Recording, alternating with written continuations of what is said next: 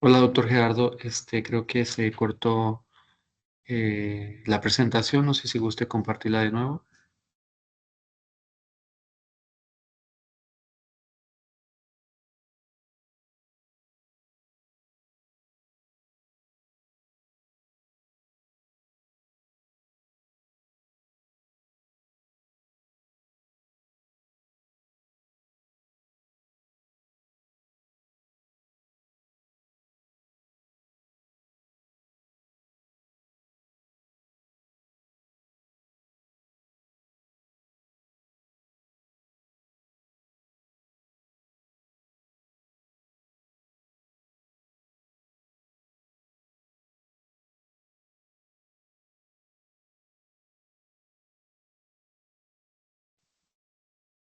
Ok, listo, ya se compartió la presentación.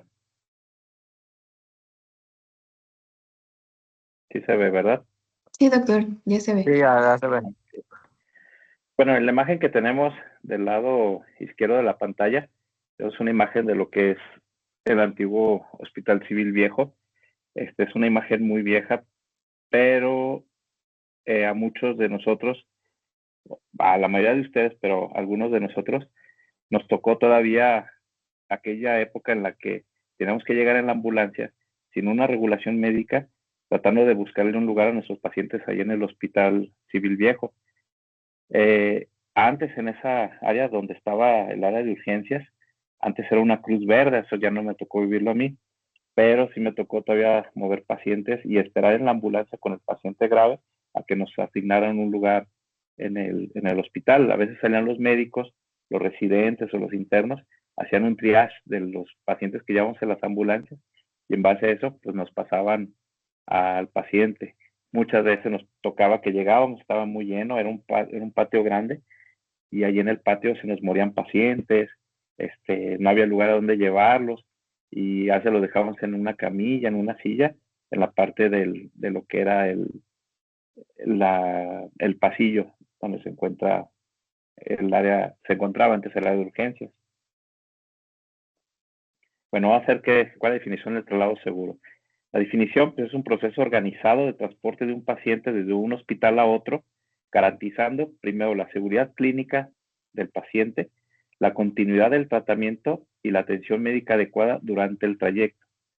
Vamos a ir desglosando cada uno de estos conforme vayamos viendo los pasos que nos llevan a hacer un traslado seguro. ¿Cuál es el objetivo del traslado? Pues es brindar acceso a servicios especializados o de mayor complejidad. La mayor parte de los traslados que nosotros hacemos son porque no tenemos ese servicio en nuestras unidades de atención o los paramédicos que recogen al paciente en la calle saben que no tienen en la unidad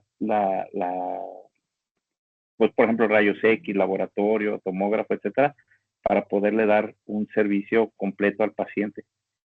También otro objetivo es garantizar la atención oportuna, continua y de calidad. Hubo un tiempo en el cual el punto más álgido de la atención del paciente era justamente el traslado.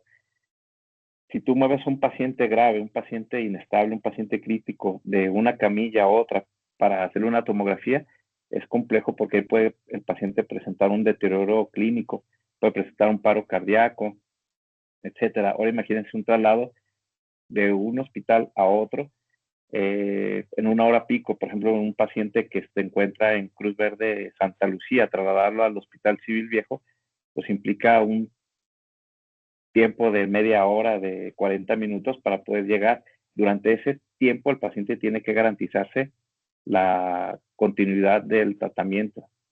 Y bueno, un objetivo del traslado seguro es minimizar los riesgos también durante el traslado, ya que los riesgos de trasladar a un paciente en una ambulancia no solamente son los riesgos del paciente de su condición clínica, también hay riesgos pues del tráfico, de choques, etcétera.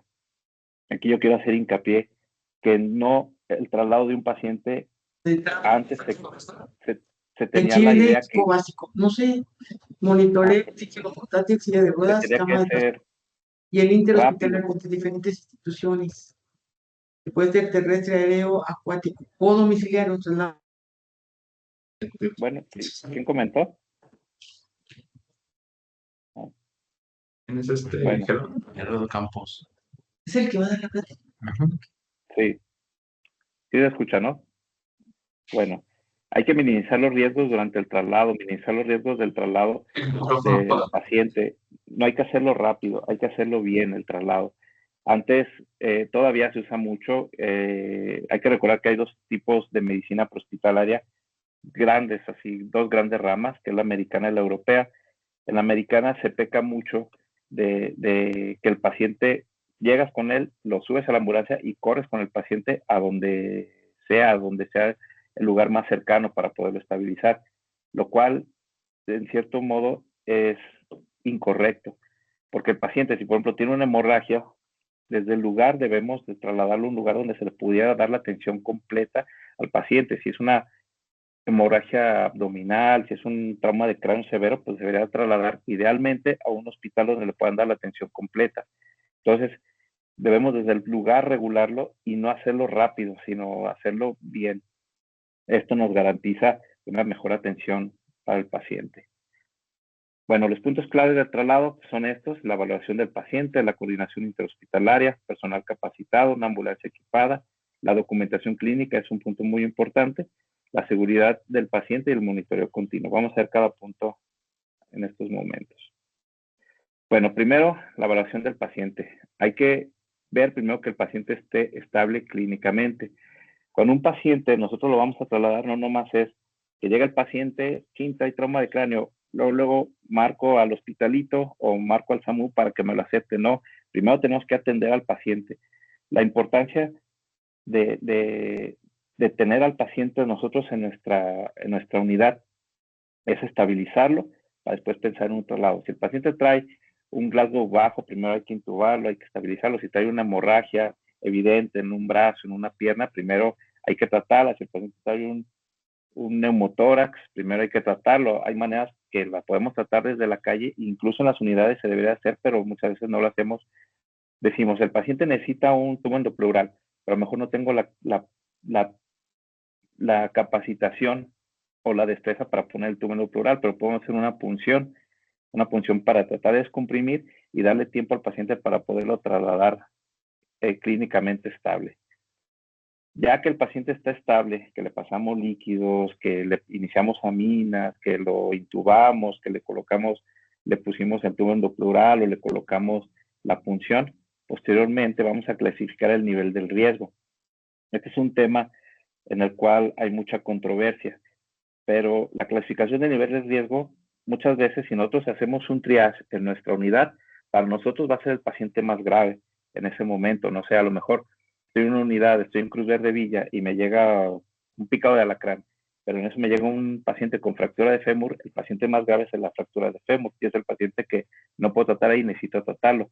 Va a ser mi prioridad trasladarlo a ese paciente, pero en otra unidad, como Niña Eva, llega un paciente con fractura de fémur, pero aparte llega otro paciente con un trauma de cráneo, la prioridad va a ser trasladar primero en esta unidad al paciente de trauma de cráneo. Es donde estamos clasificando el nivel de riesgo. ¿Cuál es el código? Hay códigos que nosotros manejamos aquí en Zapopan, código 1, código 2 y el código 3. El código 1 es un paciente verde que no requiere cuidados médicos, que se puede incluso por sus medios a otro hospital. El código 2 es un paciente que requiere cuidados básicos, cuidados no tan especializados para ser trasladado, que lo puede realizar un paramédico, un enfermero. Y hay el código 3, que es un paciente que está inestable, que está muy grave y requiere la atención de un médico.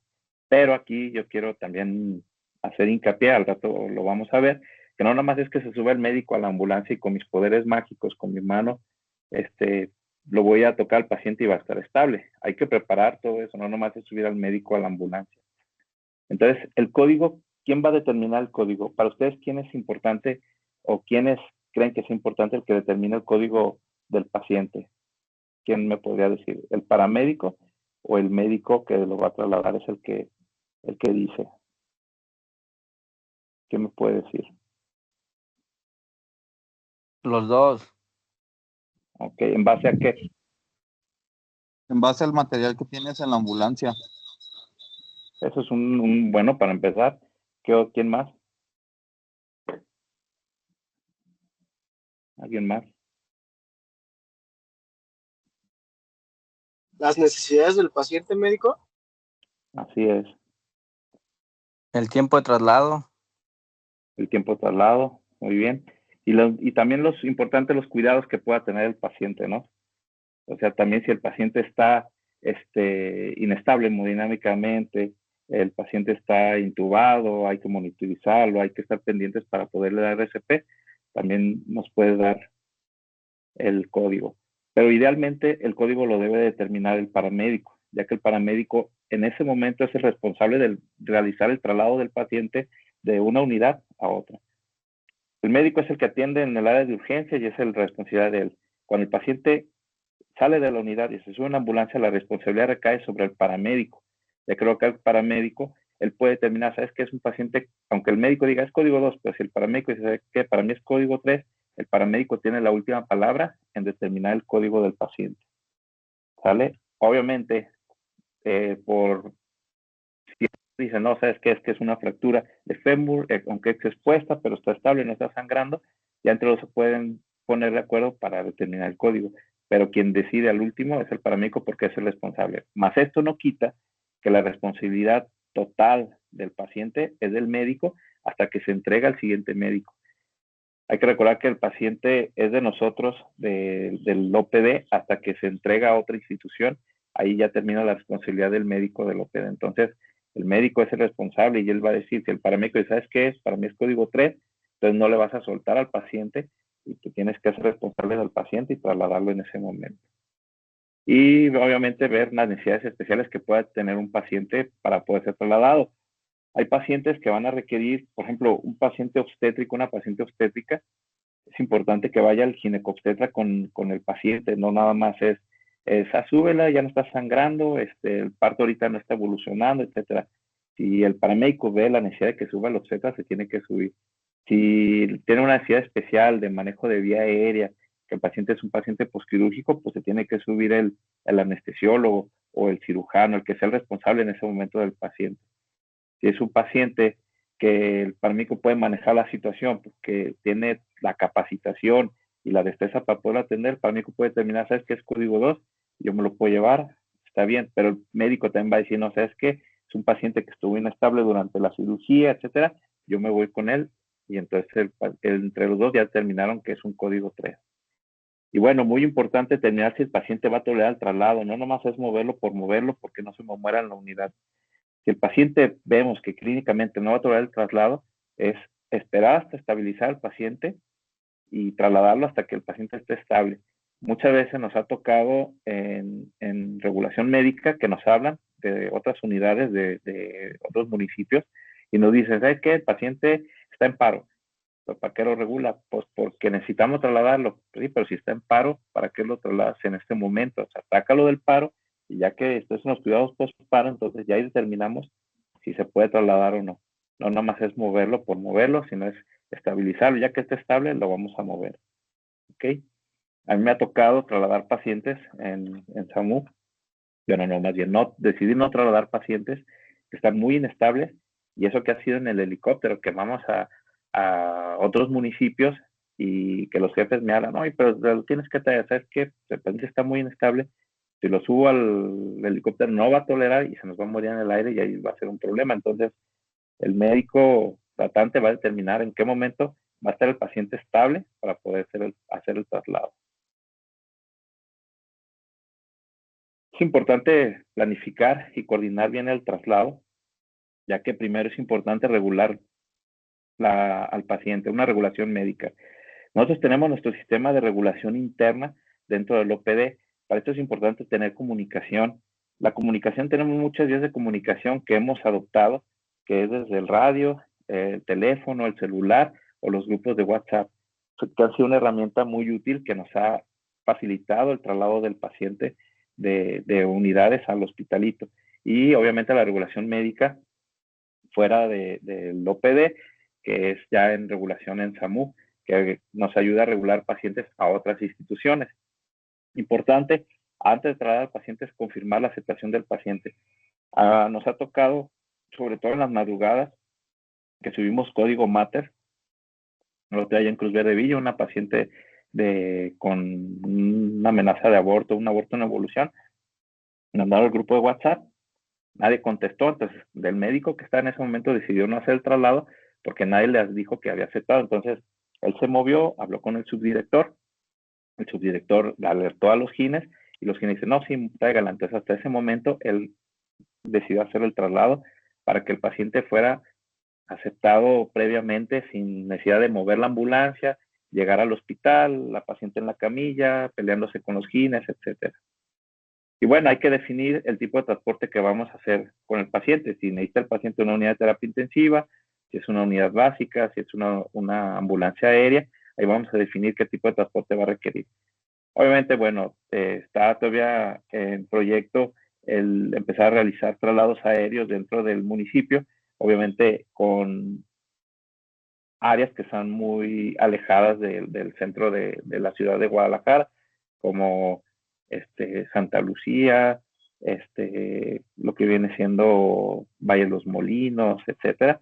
Se quiere hacer un programa para poder reducir los tiempos de traslado de pacientes de esos lugares a hospitales donde puedan recibir la atención. Nosotros no tenemos unidades de terapia intensiva dentro del OPD como tal, pero tenemos el equipo para poder convertir una ambulancia básica en una unidad de terapia intensiva. ¿Qué se requiere?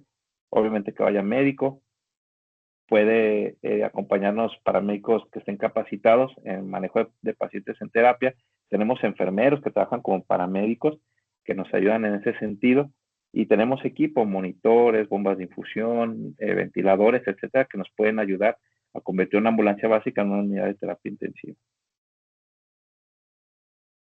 Hay que tener personal capacitado para realizar el traslado. Tiene que ser un equipo que esté en entrenamiento continuo. Muchos de nosotros y de ustedes, paramédicos, están en entrenamiento continuo, pueden hacer las capacitaciones para poder hacer estos traslados. Debemos de tener presencia personal según el nivel de complejidad. Puede ser un médico urgenciólogo, como les comentaba hace ratito, un anestesiólogo, un ginecólogo, un cirujano, o incluso nos tocó hacer traslado del hospitalito al hospital civil de pacientes embarazadas, posquirúrgicas, con histerectomía, multitransfundidas, intubadas, que nos íbamos el médico de urgencias, el ginecólogo y a veces nos acompañaba el anestesiólogo para poderle dar mayor atención a estos pacientes. Y antes de hacer el traslado hay que verificar y revisar que el equipo esté completo, el equipo médico, o sea, hacer un check-in, un check. Yo veo que los paramédicos siempre que van a salir de cualquier unidad avisan, ¿sabes qué? Vamos 2 paramédicos y nos acompaña un médico fulano de tal, para poder que el traslado sea seguro no solo para el paciente, sino también para el equipo que vamos a exponernos en ese momento a salir a la calle a un traslado de un paciente crítico. Hay que llevar el equipo adecuado. Si se requiere el paciente monitoreación, pues vamos a subir monitor. Si requiere ventilación, pues lo vamos a ventilar. He visto muchas unidades que tienen sus ventiladores con sus circuitos, sus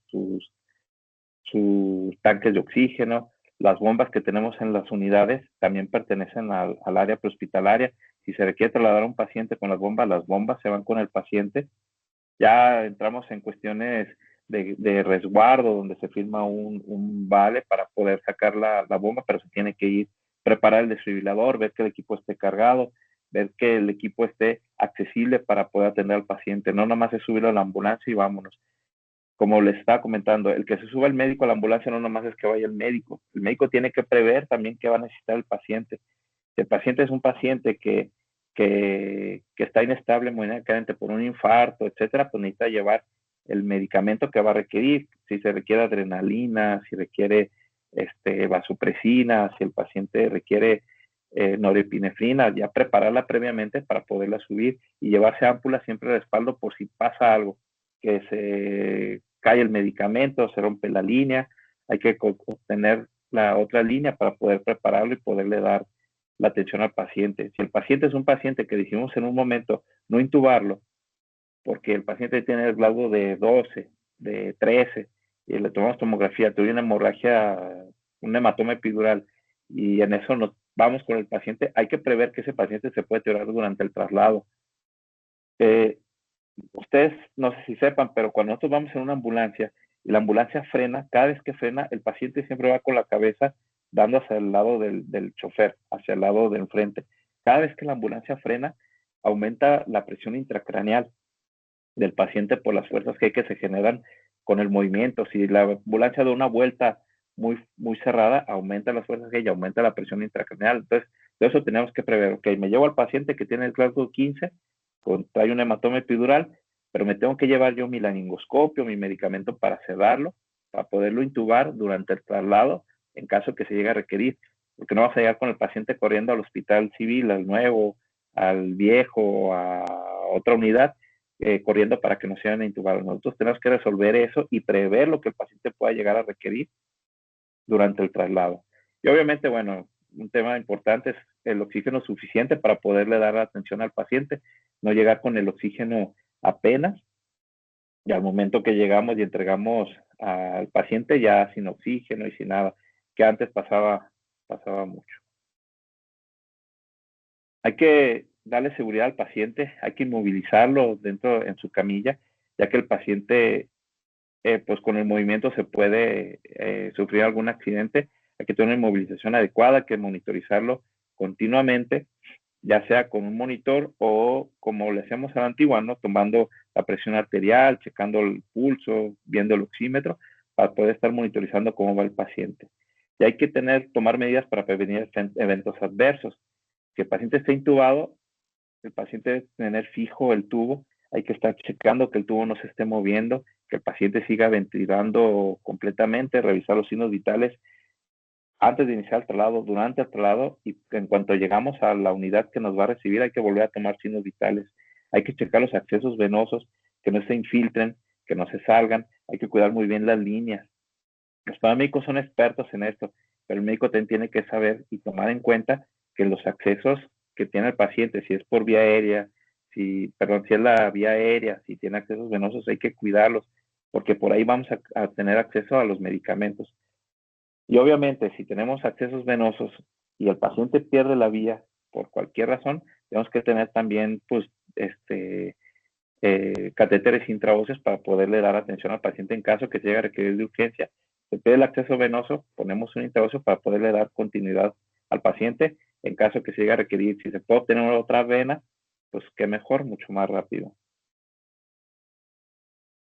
Muy importante tener la documentación completa, un resumen clínico del paciente sobre las condiciones en las que llegó con nosotros, por qué llegó con nosotros, cómo se hizo el diagnóstico, si se le tomaron laboratoriales, tomografías, radiografías, etcétera, y qué se hizo para mejorar el estado clínico del paciente. Muchos resúmenes médicos que me toca revisar, de repente solo viene el diagnóstico, pero ¿qué fue? Porque llegó el paciente. Entonces ya se da de manera viciosa que llega el resumen médico y ya el médico receptor no lo lee, mejor le pregunta a los paramédicos qué fue lo que pasó, cómo llegó el paciente, si tuvo un accidente, si tuvo un parto, si tuvo infarto, qué fue el acme del dolor, qué tratamiento se le dio, si se trombolizó, etcétera. Entonces es importante tener el resumen. También es muy importante que cuando nosotros como médicos solicitemos el traslado de un paciente, cuando nosotros pidamos la ambulancia ya tenemos que tener toda la documentación lista.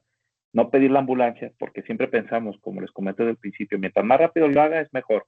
No, hay que tener toda la documentación lista porque tú le hablas a la ambulancia llega porque la pediste rápido y uno empieza a escribir en ese momento el resumen médico del paciente. Nosotros hacemos eso, retrasamos a veces el traslado 15, 20 minutos, 30 minutos y eso, aparte que nos para una ambulancia que pudiera estar atendiendo a otro paciente en la calle, también nos da pie a que el familiar también se pueda poner nervioso, por qué no lo trasladan, por qué no lo mueven, etc. Entonces, primero preparo mi documentación, posteriormente pido la ambulancia y ya que llega, realizamos el traslado. También es muy importante que cuando nosotros pidamos la ambulancia y tenemos el resumen, que ya se haya hecho todo el trámite que se tenga que hacer antes del traslado. Si el familiar tiene que pasar a caja, si se tiene que pagar, si tengo que entregarle parte de lesiones, etcétera, es importante darlo para que tenerlo listo para poder hacer el traslado. Y también es importante tener un registro de los cuidados que se realizan durante el traslado. Los paramédicos en su FRAP siempre anotan todo lo que se le está haciendo al paciente, si se le tomaron signos vitales, si se le puso una gasa para hacer más compresión en una herida, si se le cambió la solución que el taller del hospital se le cambió por otra nueva, Esto es importante para cuantificar cuánto líquido se le está pasando al paciente. Pero también el médico tiene que estar consciente de que eso se tiene que está anotado en el FRAP, es lo que se está haciendo. Y muy importante, un consentimiento informado, tanto a los familiares sobre qué se va a trasladar al paciente, porque como les dije, el punto más álgido de la atención de un paciente muchas veces es el traslado. Durante el traslado puede empeorar la condición del paciente, se puede deteriorar, puede sangrar, etcétera. Entonces, sí debemos de tener un consentimiento informado donde el paciente y familiar está aceptando el traslado del paciente con los riesgos que conlleva realizar el traslado, como un consentimiento informado de atención médica, pero ahí nosotros nada más ponemos para realizar el traslado, como hacemos consentimiento informado para intubar a un paciente, para colocarle un catéter venoso central, también se hace un consentimiento informado donde el familiar acepte el traslado del paciente a otra institución. Muy importante la comunicación continua, comunicación constante durante el trayecto. De preferencia, la comunicación debe ser mínimo con el médico que envió al paciente. Estar pendiente en el radio sobre el requerimiento que se requiere el paciente. Si es por medio de WhatsApp, avisar la salida del paciente, la llegada del paciente a la otra unidad y las condiciones en las que llegó. Y muy importante, reportar la entrega en el hospital receptor. Cuando nosotros llegamos al hospital, que el paciente va de federalismo, llega al hospital, avisar, o sea que el paciente ya se entregó en el hospital, en el hospitalito, recibió el doctor fulano, se entrega paciente estable, o se entrega al paciente muy grave, o se entrega al paciente clínicamente inestable, etcétera. Esto es importante porque son datos sobre qué está pasando con el paciente y el médico que envió se puede dar cuenta cómo va el paciente. Y muy importante, a mí se me hace importante reportar el regreso al hospital de origen del equipo médico, porque no solamente es ir y entregar al paciente y ahí se acabó, no. El equipo médico que se fue, los paramédicos, el médico, el anestesiólogo o enfermero que te ha ido con el paciente, tiene que avisar de manera normal, ¿no? Regresamos al hospital o en clave, avisando que vamos otra vez al hospital de regreso o a la cruz de regreso. Ya que llegamos, avisar ya en el hospital, equipo completo. ¿Esto por qué? Porque es importante también tener pendiente sobre qué está pasando con el equipo, si tuvo un accidente, si van todos bien, si se requirió algo. O saben que vamos en trayecto y se nos olvidó una bomba, regresamos al hospital, no pasa nada. Se regresan porque se olvidó una bomba, se olvidó un tanque, etcétera, y se puede recuperar, pero sí dar aviso sobre todo eso.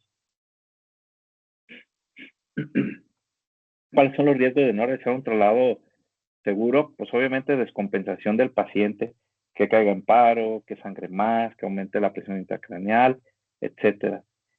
Falta de atención inmediata adecuada. Con otros, muchas veces me ha pasado que antes en el hospital, cuando estaba en urgencias, llegaban ambulancias privadas y es que el familiar me dijo que lo iban a atender aquí, pues sí, pero tengo lleno. O sea, si tengo la unidad llena, ¿dónde voy a poner al paciente?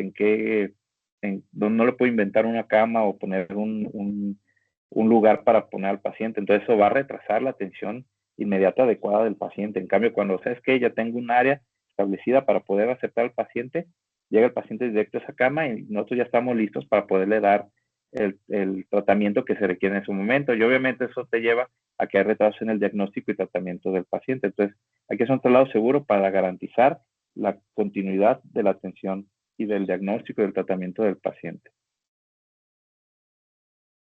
Recomendaciones, no sé si recuerdan, al inicio de esta administración hacíamos un checklist de una hoja de traslado seguro.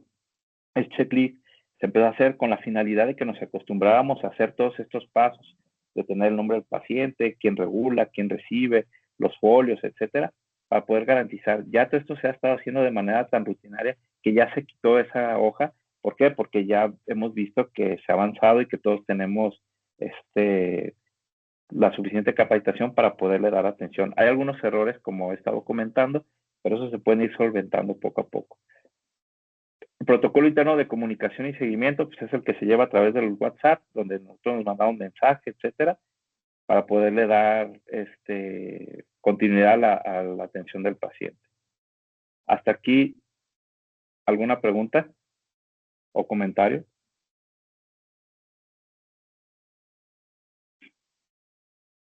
¿O algo que quieran agregar?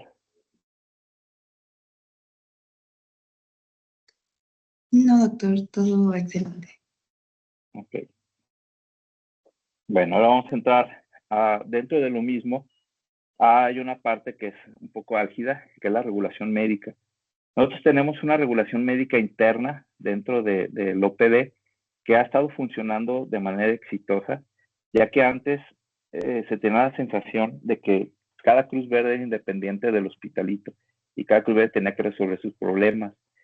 Tenemos una regulación interna del código Mater o pacientes obstétricas que no entran dentro del código Mater, pero que tienen pacientes obstétricas que requieren atención del ginecólogo dentro del hospital.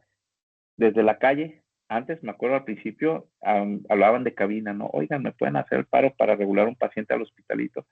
Y ya me hablaban a mí, por ejemplo, y yo trataba de ver quién estaba de guardia, quién estaba en la noche, para ver si nos podían asentar al paciente. Esto ya ha ido evolucionando gracias al trabajo que se ha hecho, tanto el doctor Raúl como el doctor Berber, de hacer un grupo donde se avisen. Y la verdad es que la negativa de recepción de pacientes de código Mater ha sido nula hasta el momento.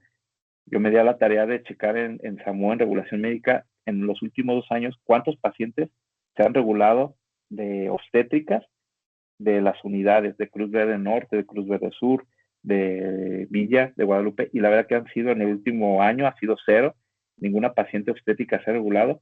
Las pacientes obstétricas que se regulan son del hospitalito, cuando requieren una atención de tercer nivel, pacientes que requieren terapia intensiva, que requieren cirugías mayores, etcétera, se regula, pero del hospitalito. Ya de las unidades no se ha regulado nada de código Mater. La regulación interna incluye también el código trauma. No tenemos un grupo de código trauma. ¿Por qué? Porque esa regulación se hace directamente con el radio. Tú, paramédico, llegas al lugar, a la escena, atiendes al paciente, lo estabilizas y avisas tú a tu unidad receptora. Voy con paciente código 3, trauma de cráneo, trauma de tórax, trauma de abdomen, etcétera. Pido cubículo de choque. Ya está el médico enterado que va a esperar al paciente y tiene que él contestar enterado, estamos en proceso o estamos listos para aceptar al paciente. O te hablan y dices, ¿sabes qué? No tengo lugar. Bueno, entonces te hablan a cabina para que cabina hable a otra unidad y la otra unidad esté lista para recibir al paciente. En eso trata el código trauma, no nomás es hablar a SAMU para ver dónde te lo aceptan, no, eso también es regulación, es realizar un traslado seguro de primario del lugar y que te lo acepten en un lugar. Ahora, ahorita tenemos el problema que muchos paramédicos dicen, ¿sabes qué? ¿Para qué lo llevo a Cruz Verde Villa? Si ahí en Villa no tenemos laboratorio. Pero si es el lugar más cercano donde me pueden recibir, ahí se va a atender. ¿Por qué? Porque el laboratorio tenemos en la norte, tenemos en el hospitalito, no necesariamente ahí en Villa, pero se puede trasladar las muestras al hospital y tener el resultado por medio de las plataformas muy rápido. Solo lo que la procesan y se realiza y es muy rápido. Entonces no es necesario llevar todo al hospitalito, toda la norte, toda la sur para poder recibir la atención. Si están llenas estas unidades, pues se regulan. Nosotros hemos hecho regulaciones internas entre subdirectores. Cuando el doctor Víctor nos dice, ¿sabes qué? Tengo 4 cubículos de choque y físicamente solo tengo 2. Entonces necesito que me apoyes y nos hemos llevado pacientes a Villa para continuar la atención allá. Ya tenemos en Cruz de Villa rayos X 24 horas y Federalismo nos puede solicitar el apoyo para poder hacer estas radiografías durante las 24 horas. El código tóxico, bueno, ya sabemos que son pacientes que necesitan atención especializada de toxicología. Próximamente habrá noticias, pero el código tóxico se va a instaurar en el OPD y se va a dar atención en una unidad que va a tener la capacitación y la capacidad para poder resolver problemas de toxicología. Y obviamente el código violeta, que nos falta darle más difusión, pero pacientes que son mujeres y niños que son violentados, mujeres embarazadas y niños se deben de trasladar al hospitalito activando este código y ahí no hay negativa de que no hay lugar, etcétera, se tienen que trasladar ahí o avisar a las unidades donde va a llegar el paciente para que se le hable al primer respondiente y puedan seguir la atención. Perdón.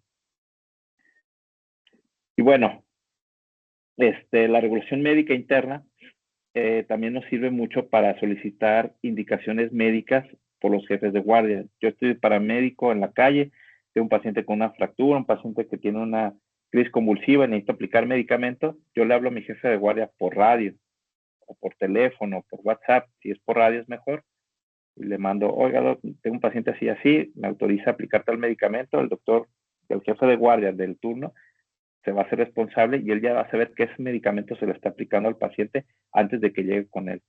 Se le va a aplicar, no sé, tramadol, DFH, diazepam, etcétera, pero el médico ya va a saber que se le aplicó previamente algo.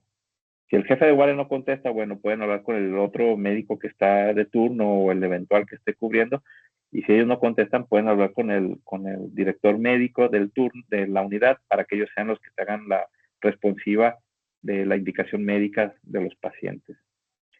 Hablar también es importante. ¿Sabes qué? Tengo un paciente muy grave, necesito llegar al cubículo de choque. Hay que llamar vía radio, vía teléfono, WhatsApp, etcétera, que va a llegar el paciente. La comunicación continua de cómo va el paciente. Si el paciente va grave, si se deterioró, si el paciente mejoró, dejó de convulsionar, etcétera, para que el médico que lo vaya a recibir ya sepa qué es lo que va a recibir y no llegue a ciegas sin saber qué es lo que pasó. Y muy importante también, cuando llega a la unidad, el paramédico debe entregar al paciente al médico que lo está recibiendo en cubículo de choque, etcétera, al enfermero que está en ese momento para poderle continuar atención al paciente. Herramientas de comunicación tenemos muchas. No hay paro de que no me contestaban. Puede ser por radio, por celular, WhatsApp, Telegram, telefonía directa, etcétera. Y bueno, la regulación externa o regulación médica externa, que es mediante SAMU, hay que recordar que se puede hacer una regulación primaria del paciente que se atiende por primera vez en el lugar y el paciente paramédico, llego, reviso a mi paciente, está muy grave, tiene trauma de cráneo, yo lo puedo regular desde ahí para que me lo acepte en un hospital de segundo o de tercer nivel sin necesidad de pasar a través de mi unidad de Cruz Verde. Si el paciente está muy inestable, si el paciente requiere manejo de vía aérea, colocación de tubo endopleural, etcétera, pues no lo regulo, pero sí aviso a mi médico, a mi jefe de guardia, sabes que voy para allá con un paciente muy grave, llega el paciente a la unidad, se estabiliza y posteriormente se hace la regulación. Pero si el paciente trae una fractura de fémur, está estable, el paciente tiene IMSS, que ahorita vamos a entrar en ese tema, lo regulo desde el lugar. ¿Para qué? Para evitarme una regulación secundaria innecesaria, que lo llevo a una unidad donde no le van a hacer mucho cambio a lo que tú le hiciste ya como paramédico en la calle y posteriormente regularlo a su segundo nivel. Desde el lugar lo puede regular. Una regulación secundaria es la que llega a la unidad, se estabiliza en la unidad y posteriormente se hace regulación a un segundo o tercer nivel de acuerdo a las necesidades que tenga el paciente.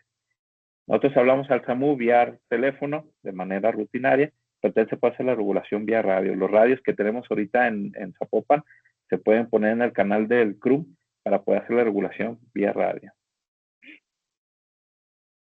Y quiero que se den un contexto de cómo funciona el SAMU. Primero tenemos que hacer la llamada. Hay 4 números telefónicos, 31, 34, 49, 39, o terminación 40, o terminación 50, o terminación 54. Son 4 líneas. Cada línea tiene 4 líneas. Entonces, cuando tú hablas al SAMU, nunca te va a sonar ocupado. Te va a decir, no me contestan, pero la vez que no contestas es que el médico o el TARF que está ayudando ahí está en una llamada y la otra llamada sigue entrando, sigue entrando. Cuando yo cuelgo esa llamada, inmediatamente se enlaza a la otra llamada. Entonces, no es que no contesten, es que la verdad es que reciben llamadas de todo el estado y de estados alrededor, Colima, Zacatecas, Nayarit, solicitando atención de pacientes en tercer nivel. Entonces, las llamadas son muchas y son todo el día y muchas veces el personal es poco. Médico regulador, por ejemplo, en la mañana tenemos 3 médicos reguladores más 3 pasantes. En la tarde hay un médico regulador y un TARP, y a veces hay un pasante, y en la noche es un médico regulador y un auxiliar nada más. Entonces, se fijan, en los turnos de la tarde y la noche disminuye la cantidad de personal que recibe la llamada, entonces sí puede ser un poquito más tardado. Ya que recibe la llamada el médico regulador anota todos los datos que tú le des del paciente y en base a eso hace una clasificación de triage dentro del CRUM donde designa, ¿sabes qué? Mi paciente, 90 años con insuficiencia renal más un NBC, pues puede ser prioritario, pero un chavo de 21 años con un trauma de cráneo sin ningún comórbido, pues se le da prioridad a quien tiene más probabilidad de una sobrevida que a alguien que no tiene. Entonces, por eso la clasificación. Al final se tienen que presentar todos los pacientes, pero primero se va a presentar a los más graves y posteriormente a los que ya no están tan graves. Ahí se hace la clasificación y la asignación de hospital. Hay un dicho que se dice mucho aquí, pues todo va al civil viejo, pero la verdad es que el civil viejo también tiene una capacidad tope de atención, donde sus cubículos de choque, ahorita la que acaban de remodelar, apenas tiene no sé cuántos meses, pero todo el tiempo ya está llena. Entonces ya no hay lugar donde poner pacientes, entonces por eso se les tiene que dar atención o prioridad a quien va a recibir la atención. ¿Sabes qué? En el civil nuevo también hay neuro, pero hay turnos nocturnos que no tienen neuro. Entonces se tiene que ver qué paciente se va a asignar a qué hospital y sobre esa prioridad se va atendiendo. Y bueno, ya la regulación médica, después de la clasificación y asignación, se tiene que comunicar con las unidades y decir, ¿sabes qué? Civil viejo, yo tengo 9 pacientes que son para tu hospital. Te presento cada uno y ya el médico que está en el lugar, él va a decidir qué paciente se le va a dar prioridad o qué paciente va a recibir en el civil viejo. Lo mismo en el civil nuevo, lo mismo en su equipo, lo mismo en las maternidades, lo mismo en el hospitalito, que también se le regula el hospitalito para pedir atención. Y bueno, ya últimamente también hemos recibido pacientes tanto en Cruz Verde Norte como Cruz Verde Sur, de pacientes que vienen de otros Cruz Verde de otros municipios, Cruz Verde Guadalajara, Cruz Verde Tonalá, Cruz Verde El Salto, o municipios más lejanos como San Cristóbal de las Barrancas, que no tienen nada, o de Iztlahuacán de los Membrillos, que nos piden apoyo para poder atender pacientes. Entonces ahí se va dando asignación a todas las áreas.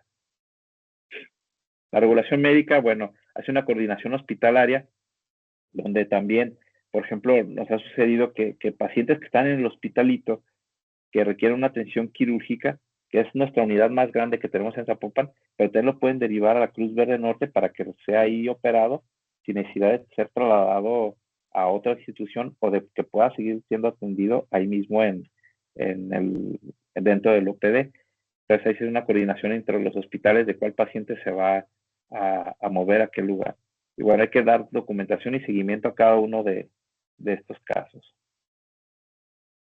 Cuando nosotros hacemos una regulación médica, ¿qué es lo que tenemos que comentar? Pues es muy simple. Primero tenemos que decir qué unidad regula, en qué área. Por ejemplo, yo regulo del hospitalito, pero mi paciente está en cirugía, es que está en piso de cirugía, o está en edad de obstetricia, o está en urgencias. Nombre de quién regula, yo paramédico, yo médico, fulanito tal, Gerardo Campos, soy quien regula. Se da el nombre y la edad del paciente. El nombre y la edad del paciente es importante dar porque son identificadores del paciente. El diagnóstico que se le está dando en ese momento. El diagnóstico más importante, porque hay pacientes que tienen muchos diagnósticos, ¿no? Pero se da el diagnóstico por el cual se está regulando. Que mi paciente tiene sepsis, pero la sepsis la puedes tratar en tu hospital. Sí, pero es que tiene sepsis por, no sé, porque tiene el paciente VIH y tuberculosis y hay una neumonía sobreagregada. Entonces, ese es el diagnóstico esencial por el que lo está regulando, debes de hacerlo. Los signos vitales actuales, no con los que llegó, sino los que en este momento tiene. Y obviamente mencionar siempre la escala coma de Glasgow, si el paciente está intubado, si el paciente llegó con Glasgow 9, 8, 10, 12, etcétera. En caso que se requiera, sobre todo en pediátricos, el peso, la talla, el Lambda y el Silverman-Anderson en caso de que sean recién nacidos. Antecedentes de importancia, en regulación médica no importa si el paciente tiene perros, si su casa es de cemento, etcétera, sino antecedentes de importancia, si es diabético, si es hipertenso, si fue operado, si tuvo una cirugía recientemente, si tuvo un EBC recientemente, etcétera. Un cuadro clínico, un resumen del cuadro clínico y un mecanismo de lesión. Es que el paciente tiene una fractura de fémur, ok, pero ¿por qué? ¿Cuál fue el mecanismo de lesión? ¿Lo atropellaron? No es lo mismo decir, lo atropellaron, o cayó de 5 metros, o tiene una herida por una arma de fuego, por una escopeta, y eso le causó la fractura de fémur. Entonces es importante decir cuál fue el mecanismo de lesión. En caso de que los tengamos los estudios y laboratorios más esenciales, lo que más nos puedan decir sobre el estado del paciente y el manejo y tratamiento que se da en ese momento. Si fijan, parece que son muchos datos, pero son datos que a todos los pacientes le hacemos y son datos que se pueden dar de manera muy rápida, incluso cuando lo regulamos desde la calle. Y bueno, pero tenemos muchas limitaciones en este sentido. Primero, la infraestructura hospitalaria que tenemos en la área metropolitana es muy deficiente para la cantidad de pacientes que tenemos. La verdad es que el Hospital Civil Viejo, que es nuestro hospital más grande que tenemos, la verdad es que es el mismo hospital que tenemos desde hace 60 años. El IMSS ha crecido de manera exponencial. Antes el centro médico era la Ayala, hace 60 años. Hoy ya tenemos el centro médico, pero el centro médico sigue siendo el mismo hospital de hace 30 años. O sea, no se aumenta la capacidad para recibir más pacientes. Se han construido otros hospitales como la 180, pero pues se le da atención, la 180 principalmente a gente que viene de fuera, del otro lado y de otros estados. Entonces ahí nos limita mucho. Se está construyendo el nuevo hospital civil para dar atención. Dentro del OPD, nuestra infraestructura hospitalaria se ha ido aumentando ya con la construcción del nuevo Hospitalito Sur, más sin embargo va a seguir requiriendo más, sigue siendo muy limitado. Yo digo así, medio de broma, medio en serio, que si la gente realmente conociera cómo se encuentra ahorita nuestra situación de la infraestructura hospitalaria, la gente no andaría en moto o no tomaría y se cuidarían más porque pues, no les puede garantizar que reciban una atención adecuada. Otra limitación pues son la falta de comunicación en las unidades receptoras que apagan el radio, que tienen el radio lejano a los cubículos de choque, que no contestan el teléfono, etcétera. Entonces eso nos limita mucho de repente poder hacer una regulación aceptable para poder trasladar al paciente. Y bueno, accidentes accidentales y la agresión física, más ellos por arma de fuego, más accidentes de moto, con las plataformas de Uber, de Didi, etcétera, el uso de motos pues que no deberían de estar en ciertas áreas como en Periférico, como en López Mateos, aumenta la cantidad de lesiones y aumenta el número de pacientes.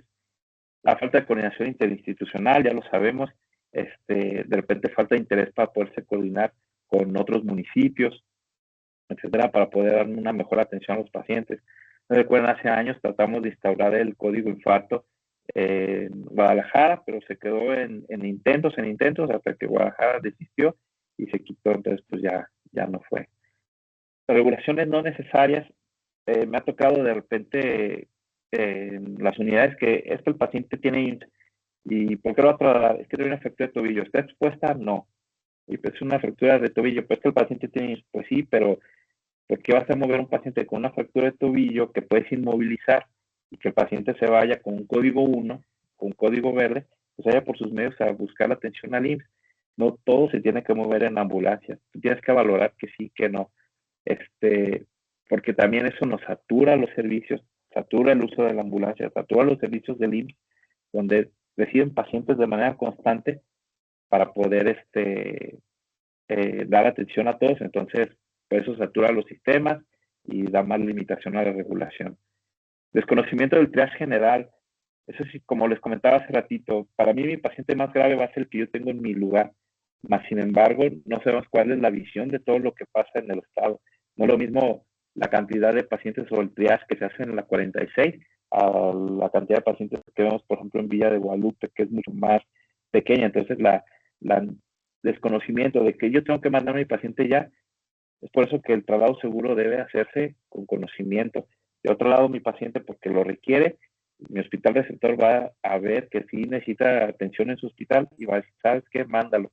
Entonces ya se hace una regulación y un traslado seguro para que el paciente llegue a una cama y se pueda dar una atención adecuada.